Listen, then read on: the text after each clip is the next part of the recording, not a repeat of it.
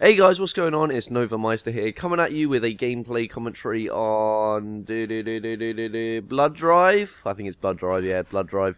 And today's going to be another EGL commentary. I think this is going to be the third episode now, and I think I'm only going to do 4 episodes, only for the fact that my memory is wearing a little bit thin by now. I'm not even sure if I can remember everything that happened on EGL, because it's been about 3 weeks now, maybe even longer, which is a reason in itself why to try and wrap these up as quick as possible. So next episode I'll talk to you about sort of the event itself and talk to you about what I thought of the actual competition. And today, I think my phone's going, fuck! Why does it always have to happen whenever I do a commentary that something happens? Either my sister walks in, my dad walks into my room, or a fucking phone goes off. But anyway, hopefully you can't hear the phone. But the fact is, today I'm going to be talking to you about what we did on the night out there. So obviously there was a bit of clubbing and also a bit of casino were the main 2 things we did, other than walk around like blue ass flies trying to find out where the fuck we actually were, which took up about half the time. So yeah, all part of the fun though.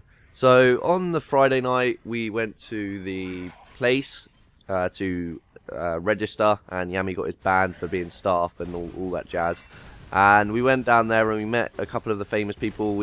Well, famous in quotation marks, little gaming icons. So we saw Apex Loco for the first time, and I'd heard of Loco, and I was, he's quite a big guy to anyone that knows anything about competitive Gears of War or other games, in fact, because he's done other games as well.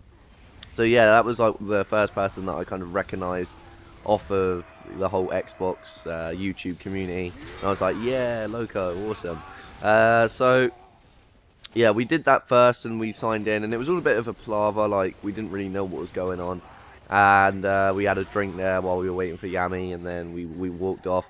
We got a taxi there and it didn't seem that long, so we thought, I'll tell you what, we'll just walk back, because it's quite expensive for a taxi in Blackpool. So we went to walk back to the club. Fucking hell, if that wasn't the worst mistake we ever made in our life, I don't know what was. I mean, Jesus wept. It was along the lines of fucking the Japanese not surrendering in the first place in World War fucking 2, because Jesus Christ, it was some serious consequences. I mean, we were fucking walking for a long ass time, and I was like, come on, this is our first night in Blackpool. But we stopped by a couple of like fucking arcade machines, and like I said, it was all part of the fun. And yeah, it was. I would like to say it was fun, but it really wasn't. But when we got back from the thing, we went clubbing, and that really was good. Yami,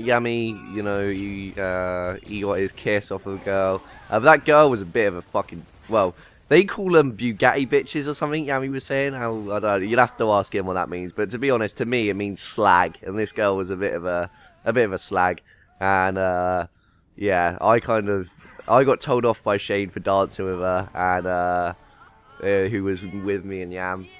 And to be honest, I looked kind of cool afterwards, because I was just like, yeah, nah, you kiss Yami and stuff. Nah, fuck this, I'm out. I sounded like a badass, and I was just like, yes.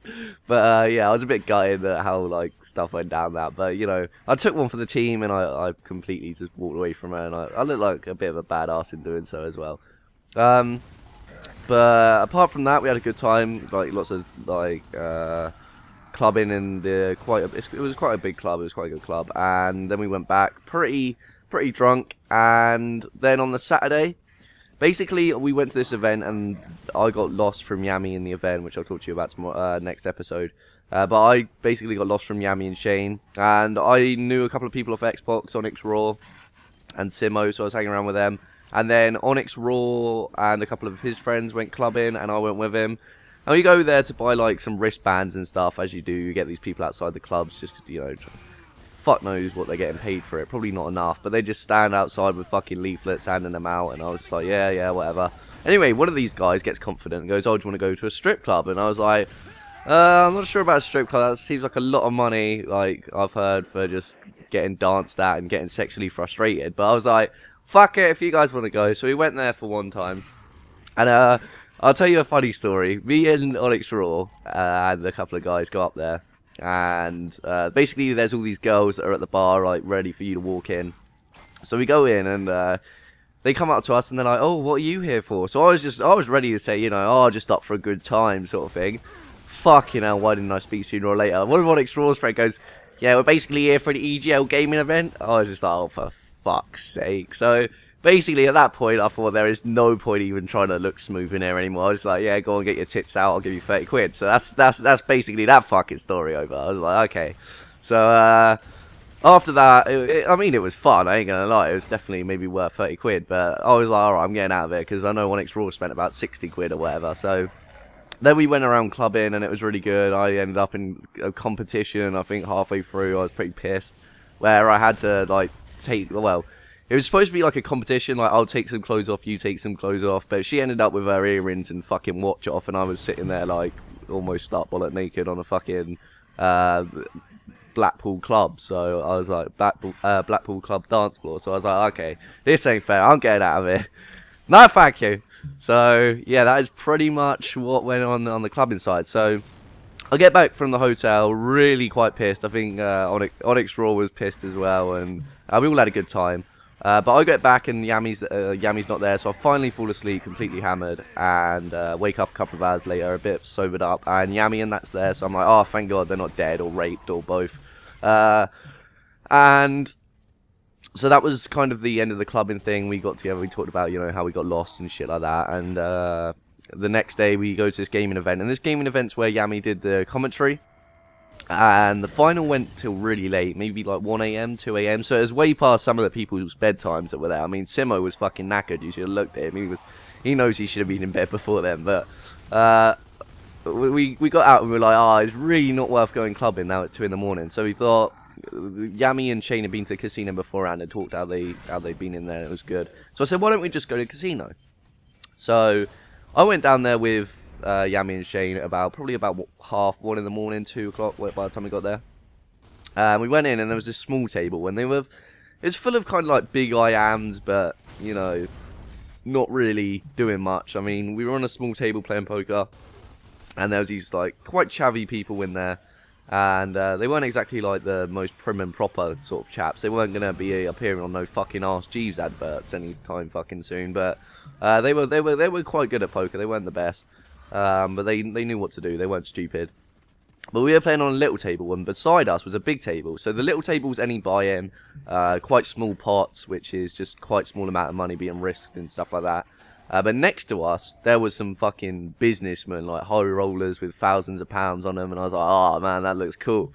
But they were talking about how, oh yeah, go on you tight bastards, go and have the balls to go over there if you want. So this table basically shut at 4 AM. So we were there, I think I earned like 20 quid or something.